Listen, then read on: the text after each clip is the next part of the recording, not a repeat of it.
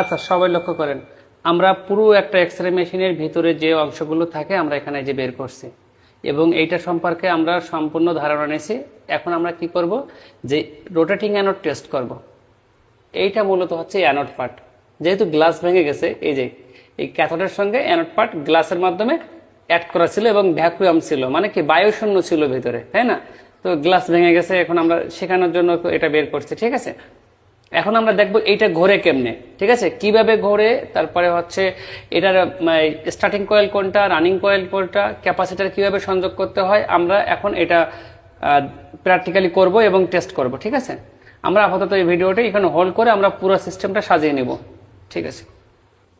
হ্যাঁ, এইবার আপনারা সেট করে ফেলেন অ্যানোড পাসটা।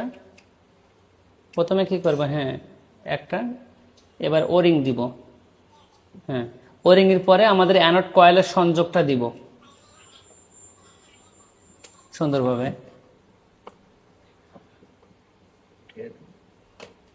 লাগছে? গুড। প্রত্যেকটা জায়গায় সবাই সতর্কভাবে কাজ করবেন এবং যত্ন সহকারে কাজ করবেন।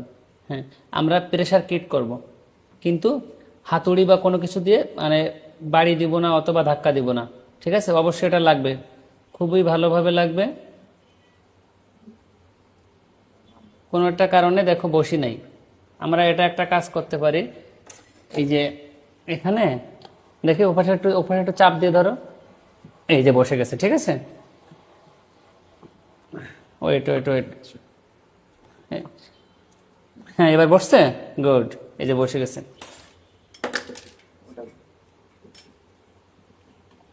ঠিক আছে? হ্যাঁ, এইবার লকটা আমরা হচ্ছে সেট করব। লক আমরা আরো অন্য স্টাইলও সেট করতে পারি, ওইভাবে ছাড়া ইজিলি। দেখি, হ্যাঁ আমরা এটা খুলি, আমরা যদি এই তারটা, আচ্ছা ওখানে তার পরানো আছে কিছু, তাহলে এর ভিতর দিয়ে পরাই নেই। এই যে আমরা চাইলে এটা এইভাবে, দেখি দেখি, হ্যাঁ এই যে এইভাবে সেট করতে পারি, তাই না? গুড, এখানে গুড। আচ্ছা, এবার আমরা কি লক প্লাস ব্যবহার করব। এই যে লক প্লাস নেন, লক প্লাস দিয়ে প্রেস করে একজন ধাক্কা দিলে কি ভিতরে ঢুকে যাবে এটা।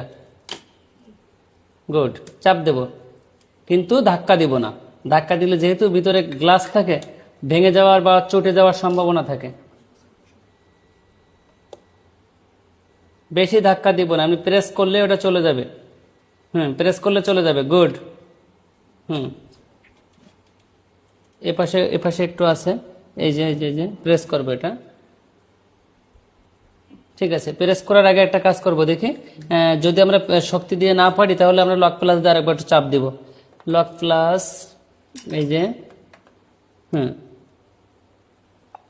ঠিক আছে। আচ্ছা, এবার আমরা অ্যানোড সংযোগ আমাদের দেওয়া ছিল না, এখানে স্টার্টিং কয়েল, রানিং কয়েল সবকিছু আমরা এ করছি, যে S1, S2, S3 অথবা 1, 2, 3 এইভাবে মার্কিং করা থাকে। এইটা মূলত রোটেটিং অ্যানোড লাইন। তো আমরা অ্যানোড লাইনে সংযোগ করছি, যেহেতু আমরা পারফেক্ট একটি ক্যাপাসিটার নিয়ে আসতে পারিনি, হাতের কাছে যেটা পেয়েছি সেটা সংযোগ দিয়ে নিয়েছি টেস্ট করার জন্য।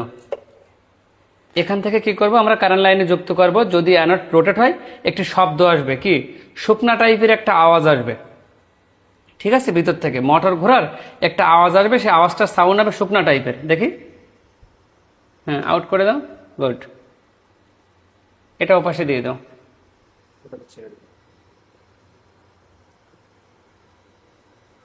এই যে, হ্যাঁ আবার সংযোগ দিয়ে দাও। হ্যাঁ, কারেন্ট সংযোগ করো। অ্যানোড যদি ভালোভাবে রোটেট হয় তাহলে কি এর ভিতর দিয়ে অ্যানোড ঘুরবে এবং শুকনা একটা আওয়াজ আসবে।